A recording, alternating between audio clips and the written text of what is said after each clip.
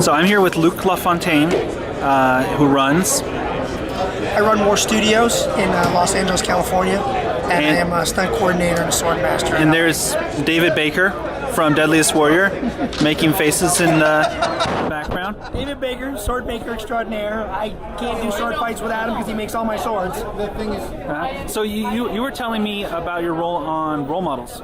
Yes, I worked on Role Models. I was hired by the stunt coordinator, Jeff Amata, and we did about 2 weeks of work for the end battle, the big LARP battle.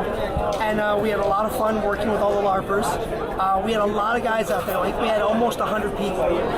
And we were out at Disney Ranch, and it was a great experience. We pulled some of the actual LARP players in to do some background sword fights for us, and they had a lot of fun and enjoyed it, and I got to see a little bit more of what the LARP world was like. I had to admit it was a little enticing, the idea of being able to get dressed up and go out and use foam weapons where nobody's going to get hurt and still be able to have a good time. I think it's a great outlet, and it's a great way of expressing the gaming world. It's a great way to make it. But normally you do stuff with weapons like this. Yes. From David Baker. Yes, normally I'm using aircraft aluminum stunt swords with steel hilts. And your first on-screen role was in The Karate Kid, is that right? Yes, first thing I ever did was The Karate Kid. I played one of the tournament martial art fighters, and worked on that for about 2 weeks, and that was the first job I ever had. It was very exciting, and I had a great time on it. And your role in the film where you fought Daniel was cut out.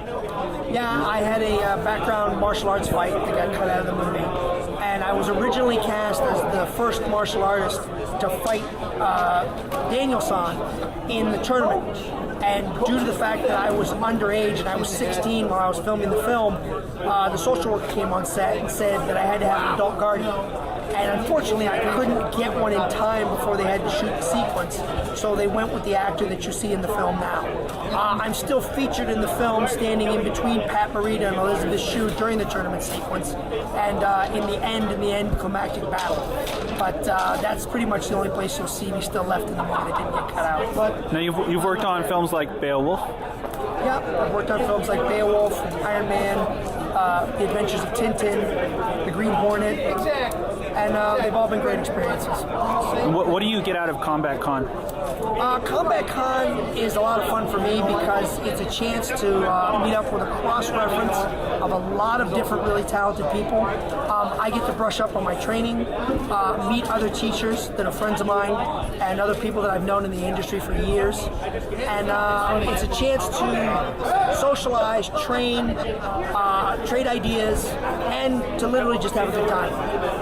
And a lot of these, it's a small community, so you already know a lot of these people, right?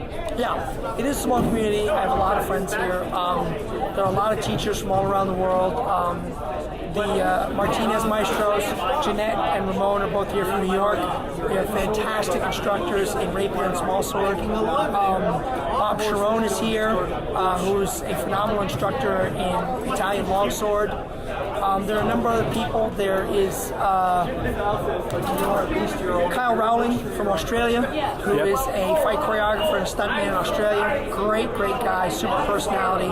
We're looking around for him because he's around here somewhere. He's here. Yeah. He is the Jedi. He is General Grievous. So gotta find him. He's a great guy. And you got your start in this way back in New York at the Metropolitan Museum of Art, right? Yeah, my father worked at the Met, and I started studying martial arts and swordsmanship and fencing around the age of 7 or 8.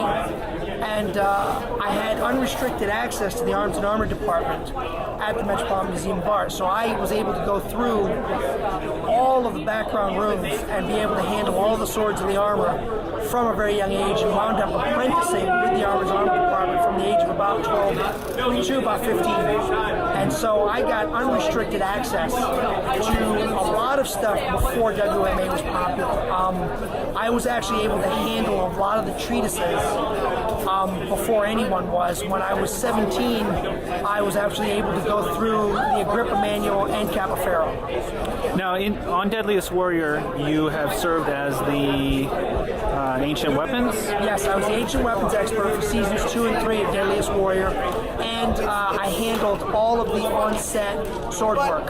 So I was also the safety advisor. So I had to, prep people and tighten people's technique up for sword cutting because they were doing a lot of cutting with live steel blades that Dave Baker made. They were razor sharp, so there was a very, very high safety factor that had to be adhered to.